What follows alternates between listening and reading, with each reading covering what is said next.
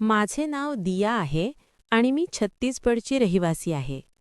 माझ्या घरात माझा नवरा आणि माझा दीर राहतात. माझे वय अवघे 21 वर्षे आहे आणि मी दिसायला खूप सुंदर आहे. मी दिसायला अगदी आकर्षक आहे.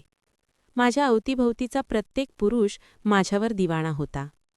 मी कॉलेजसाठी निघाले की माझ्या परिसरातील सगळी मुले मला बघण्यासाठी घराबाहेर पडत असत. लग्नाआधी माझे खूप चाहते होते. शाळेपर्यंत मी अगदी साधी आणि भोळी मुलगी होते, कारण मी मुलींच्या शाळेत शिकत होते आणि तिथे मुलांची ये-जा बंदी होती. पण मी कॉलेजमध्ये गेले आणि प्रत्येक मुलगा माझ्या सुंदरतेचे कौतुक करू लागला. त्यामुळे मला माझ्या रूपाचा गर्व वाटू लागला. माझ्या गल्लीतील प्रत्येक मुलगा मला मिळवण्याच्या इच्छेने वेडा झाला होता. मी नुकतेच कॉलेजमध्ये प्रवेश घेतला होता. तेव्हाच माझे मामा-मावशी यांचे नवीन लग्न झाले होते. मी त्यांना अनेकदा जिव्हाराच्या संबंध करताना बघितले होते. कॉलेजचे पहिले वर्ष सगळी ठीक चालले होते. मी शिक्षणात खूप हुशार होते. मी सायन्स शाखा घेतली होती. पहिले वर्ष मी चांगल्या गुणांनी पास झाले. पण दुसऱ्या वर्षात पदार्पण केले की माझ्या आयुष्यात राहुल नावाचा एक मुलगा आला. मी त्याच्या प्रेमात पूर्णपणे वेडी झाले. दुसऱ्या वर्षात मी केवळ अडचणीतून पास झाले. आता राहुल माझ्याशी लग्न करू इच्छित होता, पण माझे घरचे अजिबात तयार नव्हते. म्हणून आम्ही दोघांनी पळून जाऊन लग्न केले. माझ्या सासरी फक्त माझा नवरा आणि माझे दीर राहत होते. मोठे दीर उच्च शिक्षण घेत होते, त्यामुळे त्यांचे अजून लग्न झाले नव्हते. माझे सासू-सासरे यांचा 1 वर्षापूर्वी रस्ता अपघातात मृत्यू झाला होता. माझे दीर शिक्षणात खूप हुशार होते. माझा नवरा राहुल मला कॉलेजमध्येच भेटला होता. त्याचे अंतिम वर्ष पूर्ण झाले होते. लग्नाच्या 3 महिन्यांनंतरच त्याला दिल्लीतील एका मोठ्या कंपनीत नोकरी लागली. म्हणून तो मला घरात एकटे सोडून दिल्लीला गेला. मी राहुलबरोबर जाऊ शकत नव्हते, कारण माझे कॉलेजचे अंतिम वर्ष चालू होते. त्यामुळे मी राहुलबरोबर जाऊ शकले नाही. माझे नवीन लग्न झाले होते आणि अजून माझ्या शारीरिक गरजा पूर्ण झाल्या नव्हत्या. पण राहुल मला सोडून दूर गेला.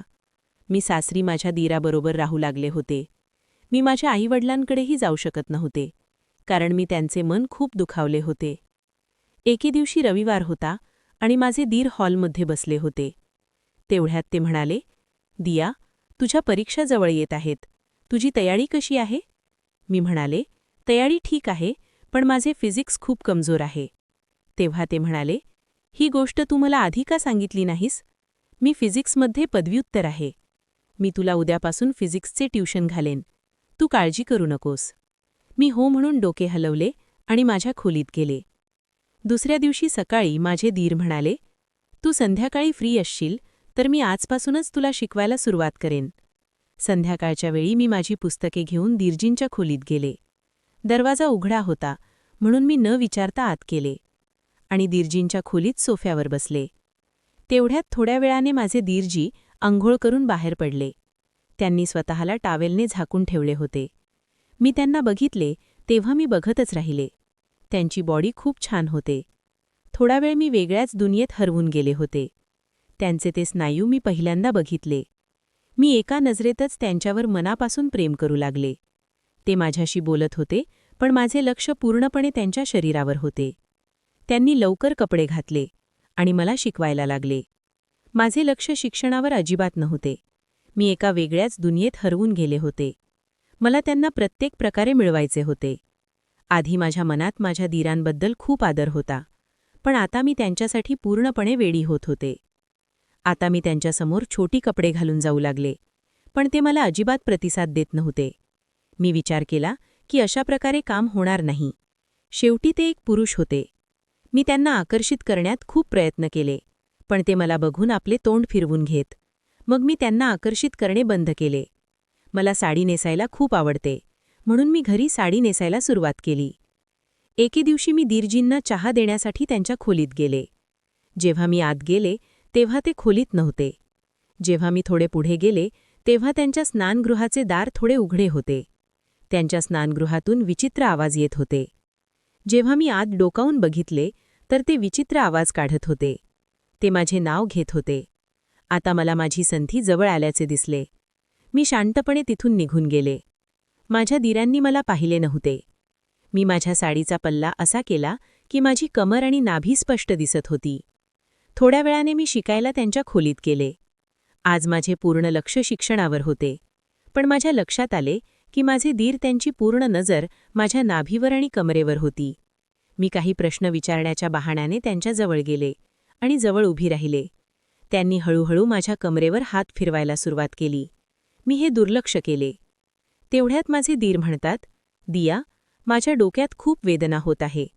काय तू मला चहा बनवून आणशील? मी चहा बनवून आणली. मी म्हणाले, दीरजी, चहा. पण त्यांचे पूर्ण लक्ष माझ्या कमरेवर होते. मग मी मुद्दाम त्यांच्यासमोर वाकले, जेणेकरून माझ्या गोम दर्शन माझ्या दीरांना होईल. मी खोल नेकलाईन असलेला ब्लाऊज घातला होता.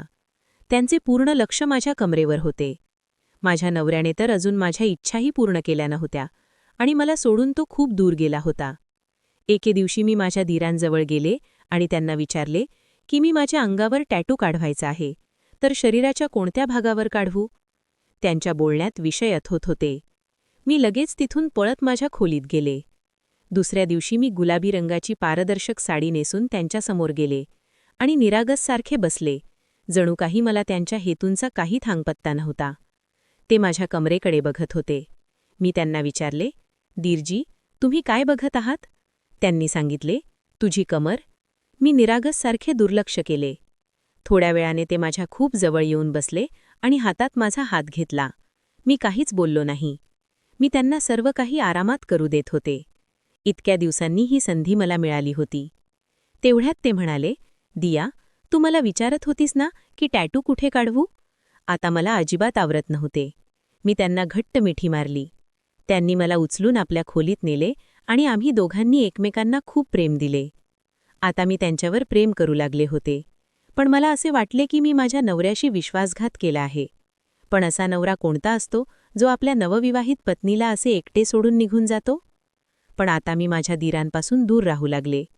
राहुलला गेलून साधारण 2 वर्ष झाली होती. तो घरी परतच येत नव्हता. आता तर त्याने फोन करणेही बंद केले होते. ही गोष्ट मी माझ्या दीरांना सांगितली.